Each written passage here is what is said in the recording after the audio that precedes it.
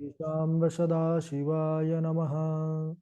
लम्बोदरं परमसुन्दरमेकदन्तं रक्ताम्बरं त्रिनयनं परमं पवित्रम् उद्धद्दिवाकर्णिभोज्ज्वलकान्तिकान्तं विघ्नेश्वरं सकलविघ्नहरं नमामि। नमः परमहंसास्वादितचरणकमलचिन्मकरन्दाय भक्तजनमानसनिवासाय श्रीरामचन्द्राय कृष्णत्वदीयपदपङ्कजपञ्जरान्ते अद्यैव मे विशतु मानसराजहंसः प्राणप्रयाणसमये कफवातपित्तैः कण्ठावरोधनविधौ स्मरणं कुतस्ते ध्याये नित्यं महेशं रजतगिरिनिभं चारुचन्द्रावतंसं रत्नाकल्पोज्ज्वलाङ्गं परशुमृगवरा हस्तं प्रसन्नं पदमासीनं समन्तास्तुतममरगणैर्व्राघ्रकृत्यं वसानं विश्वाद्यं विश्वबीजं निखिलभयहरं पञ्चवक्त्रं त्रिनेत्रं करचरणकृतं वा कायजं कर्मजं वा श्रवणनयनजं वा मानसं वा अपराधं विहितमविहितं वा सर्वमेतत्क्षमस्व।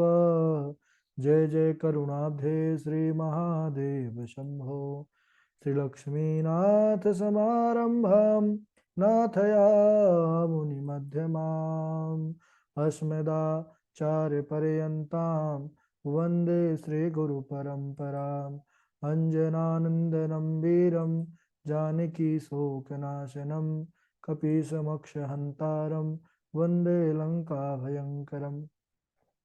भक्ति भक्त भगवंत गुरु चतुर्नाम वपुएक इनके पद बंदन किए नासत विघ्न अनेक। बोले शाम्ब सदा शिवाय भगवान की जय। पावन शिव महापुराण की जय। परम मंगलमय परात पर अखिलेश्वर अचिंत कल्याण गुणगण निधान सर्वेश्वर सर्वाधिपति श्रेष्ठ आचरणवान प्रजा के सुखदाता विज्ञान के पूर्ण ज्ञाता देवाधिदेव जगत नियंता जगदीश्वर पंच तत्वोत्पादक विश्वेश्वर मंगल करता श्री श्याम सदाशिव भगवान के पावन चरणारविंदों पर कोटि नमन नतमस्तक वंदन एवं अभिनंदन। पराम्बा भगवती जगदीश्वरी शंकर शिव प्राण वल्लभा जगत जननी माँ जगदम्बा माता पार्वती जी के पावन चरणारविंदों पर कोटि प्रणति। शिव शंभु भगवान का यह शब्दमय विग्रह शिव महापुराण को कोटि कोटि प्रणाम। समस्त भूतादिक श्री राम में सब जग जानी करहूँ प्रणाम जोरि जुग पानी। हम सबका परमो सौभाग्य की शिव कथा मंदाकिनी पर नित्य प्रति अवगाहन करने का सुंदर लाभ प्राप्त कर रहे हैं। शिव पुराण के इस समय हम सब महिमा पर बने हुए हैं जिसको महात्म कहा जाता है। महात्म के अंतर्गत हम सब बिंदु का उद्धार और चंचुला की वह कथा को श्रवण कर रहे हैं जिसमें वासकल ग्राम पर निवास करने वाले बिंदुक नाम का जो ब्राह्मण जो पाप कर्म में ही सदैव तत्पर रहता था उसकी सुधर्मणी चंचुला पहले तो धर्म पर अडिग थी। बाद में जैसा वह ग्राम के लोगों का स्वभाव था नेचर था और उसी रूप में वह भी रंग गई। हम सबने पूर्व में श्रवण किया कि बिंदु अपने पाप कर्म में तत्पर रहते हुए मृत्यु को प्राप्त हुआ और वह नरक कई वर्षों तक कष्ट सह करके विंध्याचल पर्वत पर पिशाच हुआ। लेकिन वह चंचुला उसी प्रकार अभी भी पाप कर्म में प्रवृत्त रही और एक बार किसी दैव योग से किसी कारणवश पहुंच गई गोकर्ण क्षेत्र को। पुण्य पर्व था, कोई त्योहार था, तो शिव पुराण की कथा चल रही थी। व्यास जी महाराज कह रहे थे तो वह भी वहां पर बैठ करके सुनने लग गई। तो शिव पुराण कथावाचक ने शिव पुराण की महिमा बताते हुए जीवों के मनुष्यों के कर्तव्यों को बताया। तो वह चंचुला आत्मग्लानि से भर गई, पश्चाताप से भर गई और आंखों से आंसू बहाती हुई बड़ी दुखी हो गई और अपने पूर्व के किए हुए पाप कर्मों को याद करके कांपने लग गई भय से। कथा पूर्ण होती है, विश्राम होती है सायंकालीन वेला पर। सारे श्रोतागण चले जाते हैं तो वह आती है, अपना सर उन महाराज के चरणों में रख कर के कहती है कि हे महाराज, त्वमेव मे गुरुर ब्रह्मस्, आप ही मेरे माता पिता, आप ही मेरे गुरु हैं। आप मेरा उद्धार कीजिए, क्योंकि मैं नरक रूपी समुद्र में या कुएं में गिरने वाली हूँ, गिरी जा रही हूँ। सब बतलाती है कि मैं बहुत पाप कर्म में अनजानवश मुझसे हुआ, और आज जब आपने इस महिमा को कहा तो इसको सुन करके अब मैं इससे निकलना चाहती हूँ, मैं बचना चाहती हूँ कि मैं उस नरक में मुझे ना जाना पड़े। तो मेरा उद्धार कैसे होगा, आप ही विचार करिए महाराज। आचार्य जी व्यास जी ने जब देखा कि धन्य है यह पावन कथा संभव की, कि जिसको श्रवण करने के तुरंत ही उसका प्रभाव ऐसा कि मन में अद्भुत वैराग्य उत्पन्न हुआ, उसको पश्चाताप हुआ, उसका मन शुद्ध हो गया। तो कथा के क्षण भर बैठने उसका मन शुद्ध हो गया। उसने कहा कि हे चंचुले, तो बिल्कुल चिंता मत कर, क्योंकि यह कथा जो है ना, सर्वेशाम श्रेयसाम बीजम, कहते हैं समस्त साधनों का यह बीज है। और यह कथा को ही अब मैं तुमको सुनाऊंगा। सत कथा श्रवणम नृणाम, और सभी प्रकार के पापों से तू मुक्त हो जाएगी। और फिर उन आचार्य जी ने उन पर कृपा करते हुए शिव महापुराण की पावन कथा, जो भक्ति ज्ञान वैराग्य को देने वाली है, सातों संहिता महात्म सहित वर्णन करते हैं। और उसके श्रवण से चंचुला का जीवन ही बदल गया। अब वह निरंतर शिव का ध्यान करने लग गई। शिव शिव ही मुख से उसके निकलने लग गया, वह उच्चारण करने लग गई। जटा वत्कल उसने धारण कर लिया, रुद्राक्ष वह धारण करती, नित्य प्रति त्रिपुंड भस्म रमाती, त्रिपुंड धारण करती थी, तीर्थों के जल में स्नान करती और निरंतर शिव का गान भजन करती रहती थी। समय पूरा हुआ उसका भी, इस मृत्यु लोक में जो आया है सज्जनों, यह अटल सत्य है कि जाना है। जाने की घड़ी आई, लेकिन अब उसका जीवन बदल चुका था। अब वह भगवत भजन से समर्पित हो चुकी थी। तो उसने बिना कष्ट के ही अपना यह पंचभौतिक शरीर छोड़ दिया, और छोड़ते ही शिव जी के गण विमान लेकर के उपस्थित हो गए। एक बड़ा दिव्य शोभायमान दे दीप्यमान दसों दिशाओं को करता हुआ विमान आया, और उसमें शिव जी के जो गण थे वह चंचुला को विमान पर बिठाते हैं, और वह शिवलोक को जाती है। शिवलोक में जाते ही शिवलोक बड़ा अद्भुत है, बड़ा अनुपम है। उसका वर्णन वाणी के द्वारा किया नहीं जा सकता, क्योंकि भगवान जैसे हमारे शंभु की लीला विचित्र है, वैसे उनका जो लोक है वह भी अनंत सुखदायक है। वहां पर त्रिलोचन महादेव बैठे हुए थे। बोले कैसी उनकी शोभा थी, बोले शिव करोड़ों सूर्यों के समान चमक रहे, उनकी ऐसी प्रभा है जैसे एक सूर्य नहीं, करोड़ों सूर्यों का प्रकाश एक साथ उत्पन्न हो। गणेश, भृंगी, नंदीश्वर, बड़े बड़े देवता, वीरभद्र आदि जिनकी सेवा के लिए उपस्थित हाथ जोड़े खड़े हुए हैं, वह महादेव पंचमुख वाले त्रिलोचन चंद्रशेखर सबको दर्शन देते हुए सब पर कृपा कर रहे हैं। और उनके ही वामांग में माता गौरा विराजित है, मैया पार्वती बैठी हुई हैं। बोले कर्पूर गौरम गौरी सम सर्वालंकार धारिणम, वह भी कहते हैं सुंदर गौर वर्ण की हमारी गौरी मैया भगवान उनके वामांग में विराजित है। भगवान शंभु और मैया के चरणों में वे चंचूला अपना मस्तक रख करके प्रणाम करती है। चंचूला के ऊपर भगवती रीझ जाती है, और गौरी मैया उसको अपनी सखी बना लेती है। बतलाइए उसका जीवन कैसा था, लेकिन कथा का प्रभाव कि उसने शिवलोक को प्राप्त किया और देवी का उसने सखी होने का सौभाग्य प्राप्त कर लिया।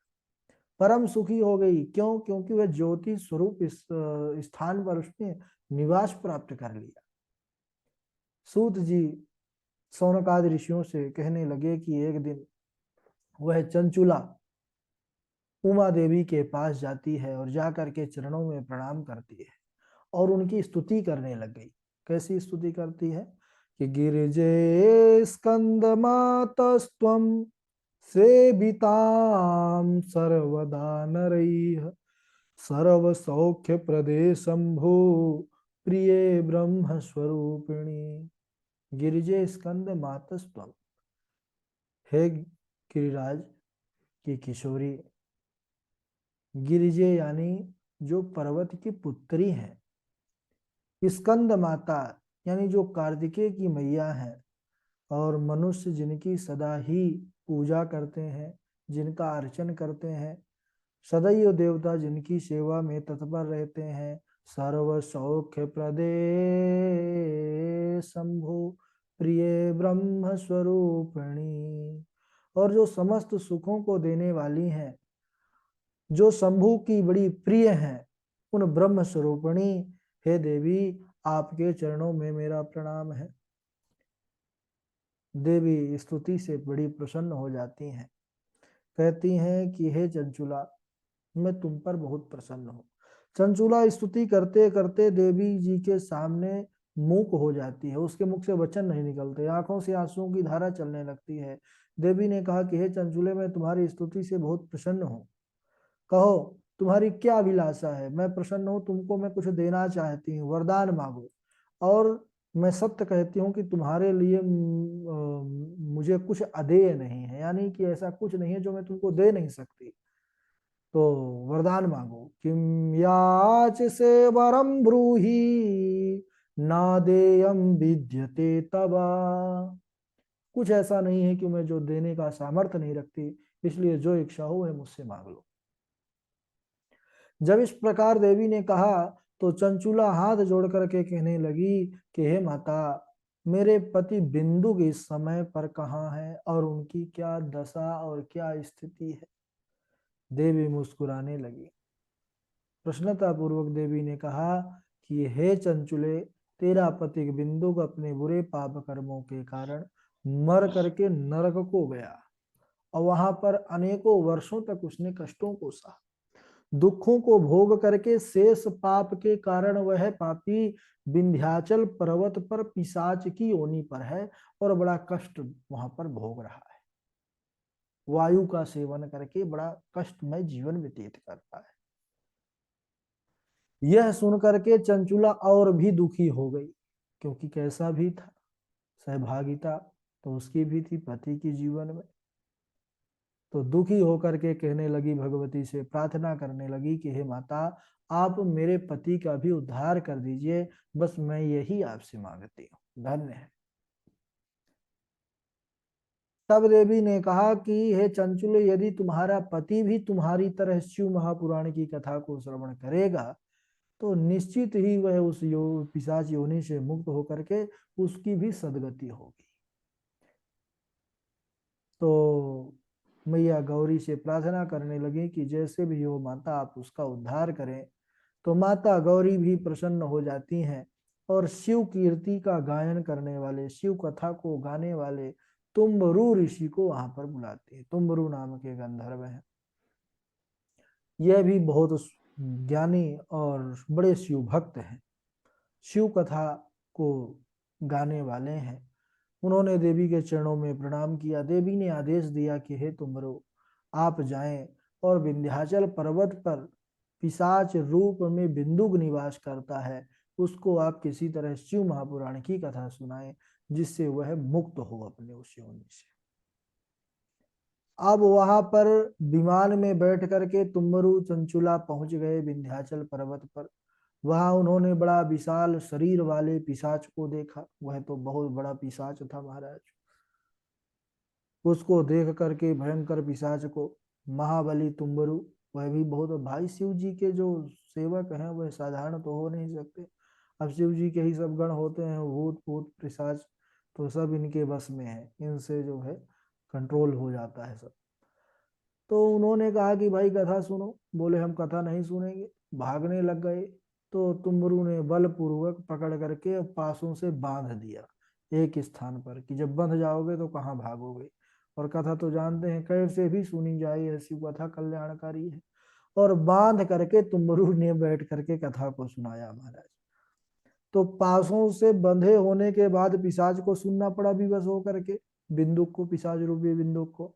और वह कथा का ऐसा प्रभाव महाराज कि जब पहली संहिता से लेकर 7वीं संहिता पर्यंत महात्म के सहित जब उसने कथा को श्रवण किया, तब तो कहना ही क्या, वह पिशाच योनि से मुक्ति को प्राप्त कर लिया, मुक्त हो गया।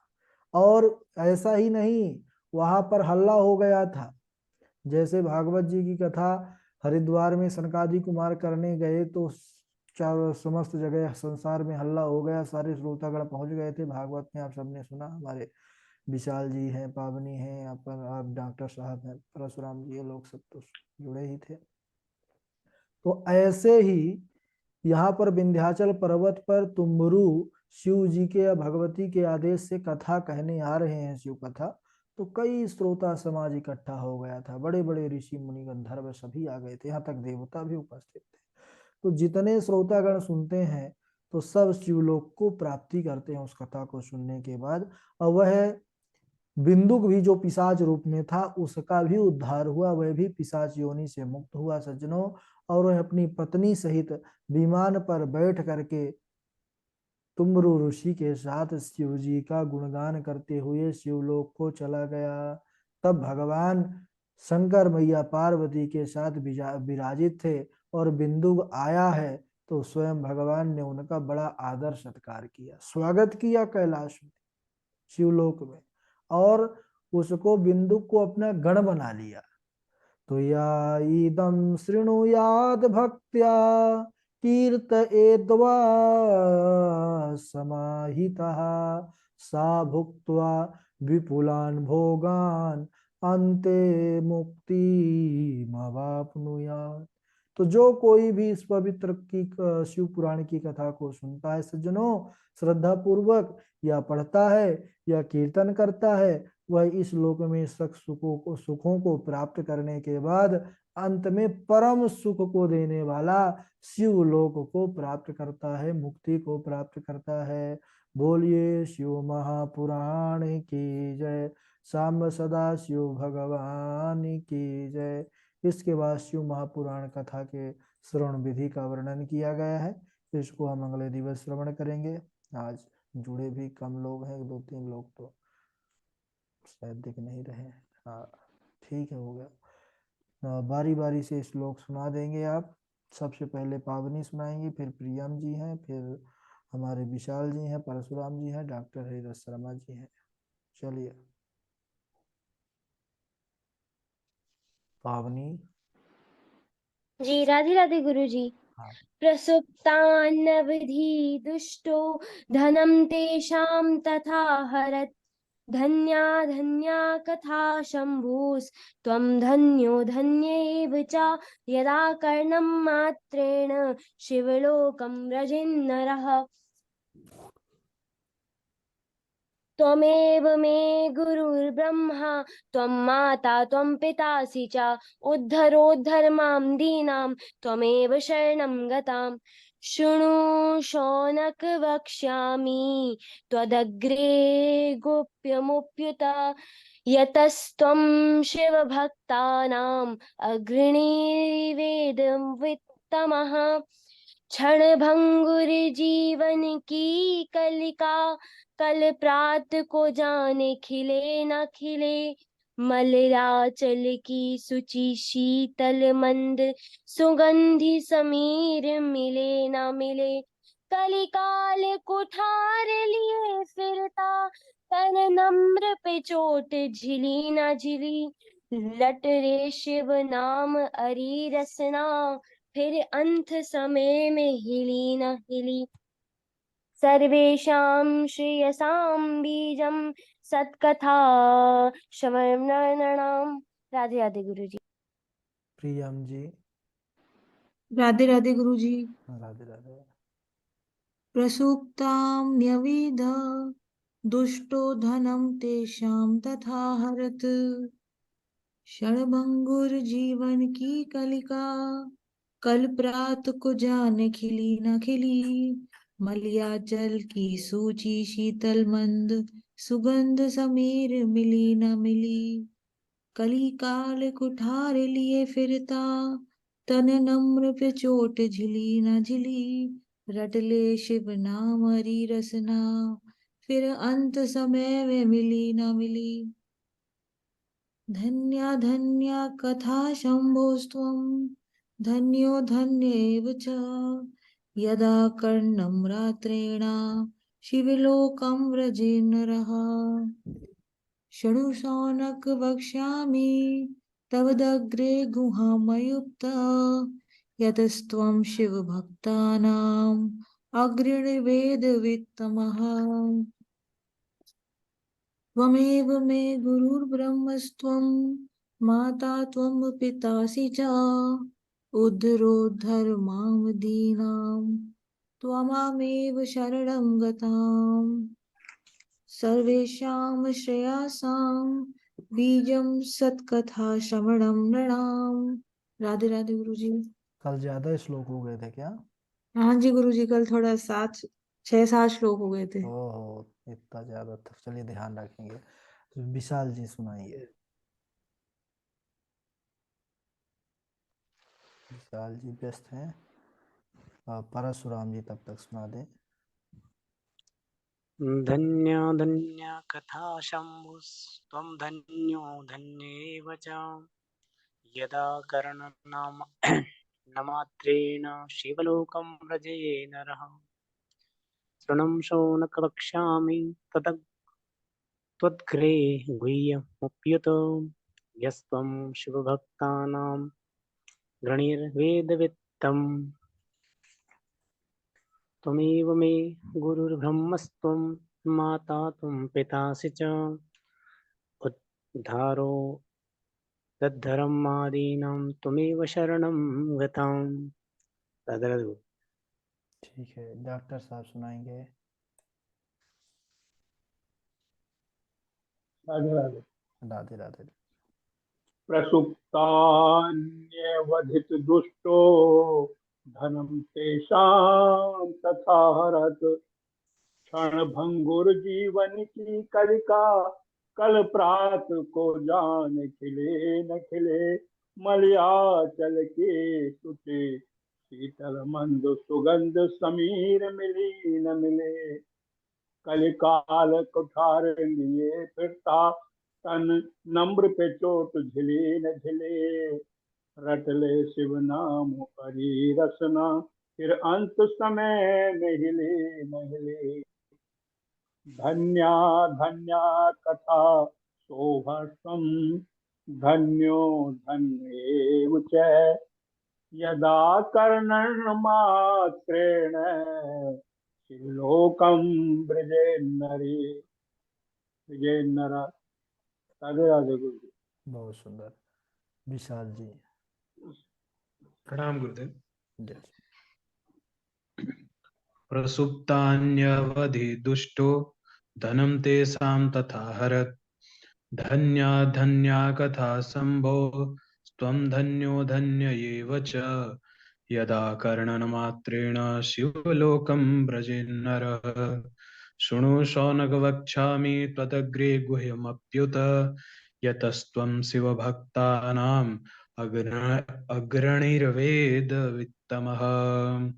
क्षणभंगुर जीवन की कलिका, कल प्रात को जाने खिली न खिली। मलयाचल की सूची शीतल मंद, सुगंध समीर मिली न मिली। कलिकाल कुठार लिए फिरता, तन नम्र पे चोट झिली न झिली। रटले शिव नाम हरि रसना, फिर अंत समय में हिली न हिली। प्रणाम गुरुदेव। श्लोक थोड़े ज्यादा थे इसलिए इतने ही याद हुआ। हाँ ठीक है, समझ गए हम। बहुत हमको भी अभी सुने तो हमको लगा कि ज़्यादा नहीं, कम से कम 3-4 ही, 4 या 5 लास्ट होना चाहिए। चलिए कोई बात नहीं, धीरे धीरे दो दो। आज वक्तव्य कौन करेंगे? गुरुजी परशुराम भैया जी का नंबर था, उन्होंने कल नंदकिशोर भैया जी ने कर दिया तो उनका अच्छा नंबर अच्छा था। अच्छा, परशुराम जी तैयार है, परशुराम जी हमारे।